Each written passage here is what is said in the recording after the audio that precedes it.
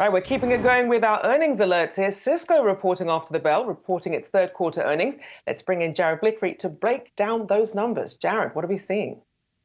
Nothing good here. The stock was down as much as 19% in after hours trading. A huge miss on the top line number. Now they're looking for actually the third quarter revenue came in at 12.84 billion, and that's a pretty big miss from the estimate of 13.34 billion. I'll go over some of the how that breaks down in a second, but just want to note that the EPS, adjusted EPS for the quarter was a beat. That's 87 cents versus 86 cents.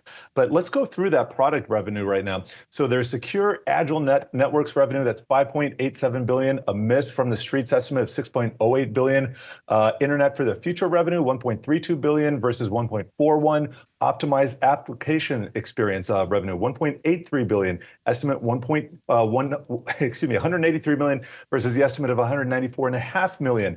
And you look at the adjusted gross margin here, that's 65.3% versus estimates of 64.3%. So a little bit of good news there. But when you look at the year forecast, this is where it gets bad. They're seeing adjusted EPS of 329 to 337. That's $3.29 to 337.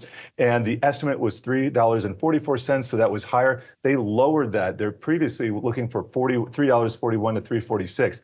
Also, they're seeing revenue of 2 to 3% increase. Previously, they saw 5.5 to 6.5. The estimate was for 6.05%. So bottom line, we have another terrible earnings story. We'll have to see what happens in the call, what they're saying about this. But for now, Cisco under pressure, guys.